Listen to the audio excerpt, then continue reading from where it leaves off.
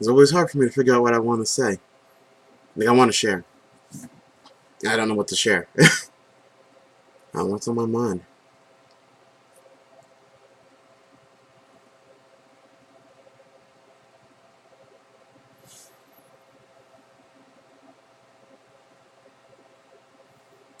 First time I met Xavier's mother.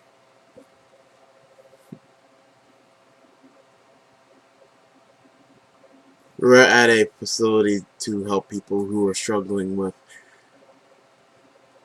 issues. And I was coming out, she was already sitting down, and I seen her, kind of like out of the corner of my eye kind of thing. And I walked past her, thinking to myself, I should say hi. I should say hi and, try to be social. I was just coming out of the place because of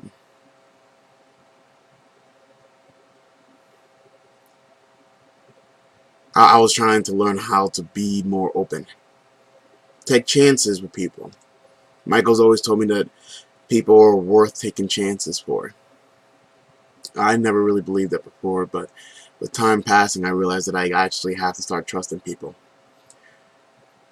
to give them that chance to not disappoint me. So I turned around, and I was going to say something, and then I turned back around, I look up to the sky, I'm like, give me a sign, something that I'm supposed to do and believe, and just give me something. Not to show me that you're there, but to show me that this is the path I need to take.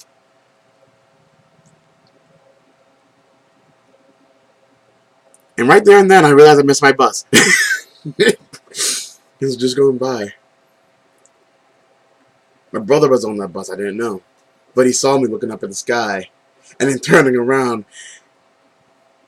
and getting her attention and going, hey, nice shirt. That was the best I got. That was the best hello line I could think of.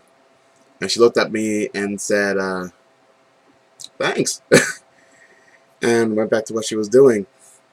And I was like, hey, would you mind going on a double date with me? I have a friend, and I'm trying to be social. I'm new to the area, at least in this current state of mind. Um, would you like to outing, social gathering, that stuff? And she's like, yeah, what's your Facebook? Because Facebook was kind of like, not as big as it is today, but it was getting there. So I gave her my name, and I met with my brother later. He's like, I saw you, man, looking like a fool out there. Looking up at the sky like you believe in something. I'm like, yeah, I know, but, and I know there probably isn't a chance that this very attractive woman is not ever going to contact me, but at least I know I made that effort. I stepped outside my comfort zone and did something that I am not used to. If I'm usually meeting somebody, it's usually because they don't want to meet me. But she did. Maybe a week or two later. It's like, hey, how you doing? I'm like, I don't remember the name, but I remember that face. And I'm like, hey, and we start talking after, reminded me on who she was. And it was just great. Walks at night. The first time that I laid my lips on her, I was supposed to go pick up an Xbox from a friend. And the friend was always kind of like, yeah, I got it. And then when I got there, oh, wait, give it a couple minutes, 2 hours later, go, the pie late, hold off. And I'm like, you're not even looking at your phone. It's bullshit. It was bullshit before, it's bullshit now, it's going to be bullshit in the future. And I left, and I was kind of pissed. And I'm like, hey, I'm sorry. Because I was like, hey, let's take this walk down, see my friend about this. And I felt really bad because I drugged her out for almost nothing. Like, granted, she wasn't really going to get anything out of it other than, hey, I just wouldn't mind the company. And she was just really, like, just chill with it. It was really cool. And the way she dressed was just kind of like, eye-catching. The way she walked was memorizing. The way she smiled, amazing. And me being as upset as I was right there and then, none of that mattered. She was there. She was willing to be there, not really knowing who I was.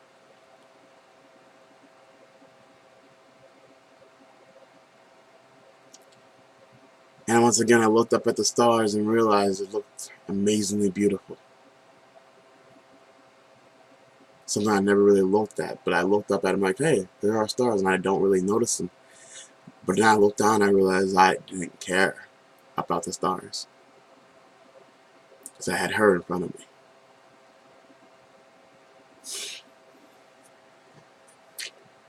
And then I kissed her.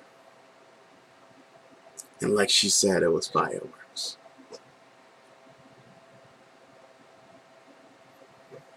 And that's when I knew. Granted, I think a couple of days later, I told her that I loved her. Even though we've only really been talking for like a month and a half. But I knew then.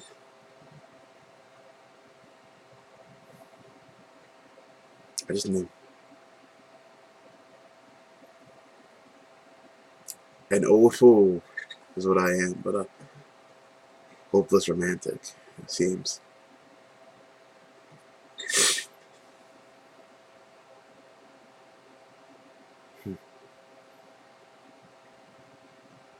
And she didn't mind playing video games with me, or even watching me play. Because I'd always try to be like, okay, well, let me see how you react to this game. Like, I remember Bioshock. We played, it was the demo. We tried the demo out, and within 5 minutes, she's like, I'm done. I'm not playing this one. I'll play any other one, not this one. The suspense was just too much. And that's true, because I didn't really like playing it by myself either. That and Condemned. She had to be there for me to play Condemned. Condemned 2. Shortly after that, we found out about Xavier's existence. She told me about her 3 months fear. I told her about everything. And I thought we just grew, and my brothers were all like, this is a mistake, you shouldn't do this, it's not who you are, and this is not what you do. And I told them that regardless of how this comes out, this is my choice. I didn't get that much. Always kind of doing what needed to be done for the group. For us. But her. She was my choice. And I would go off the reservation. I would disobey orders. Requests.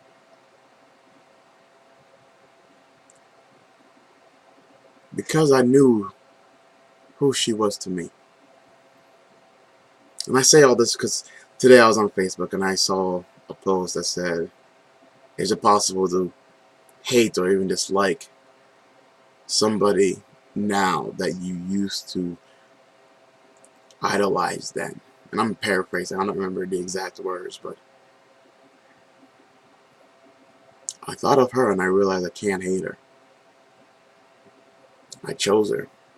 I chose her out of everybody else in the world. I chose her against everybody else in the world. I chose her to create the coolest individual in the world, which is my son. My son who is adventurous and brave and strong. He's going to be something. I can't hate her. Not even a little bit. Because of him. Alright, that's not completely true. I can't hate her because she's my wife. I can dislike her actions. I can say that she's not the same person that she used to be. But I can never say I hate her.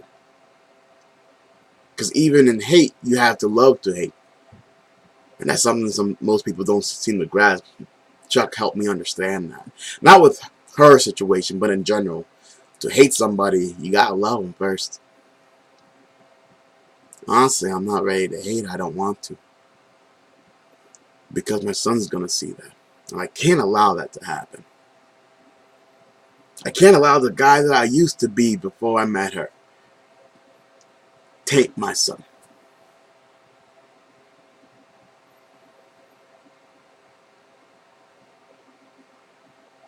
It's going to be hard to see her.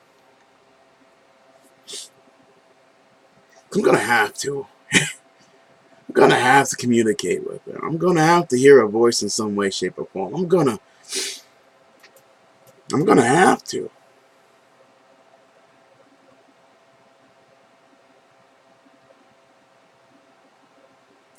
I'm going to have to see the woman I love inside of the body that I used to love.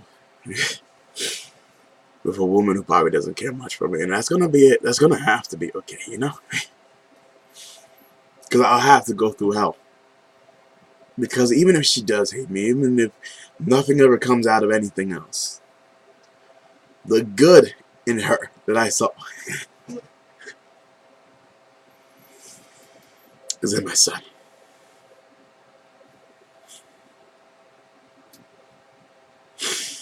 And he's fucking amazing.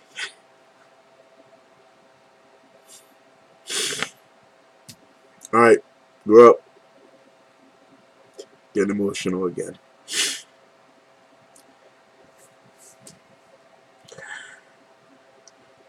So no hating her. I can't, I won't. If for nothing else, if not for the fact that I loved her so much before.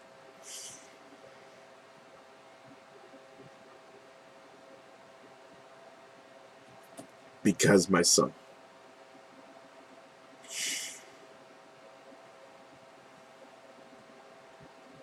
He'll be alright. I'm getting company.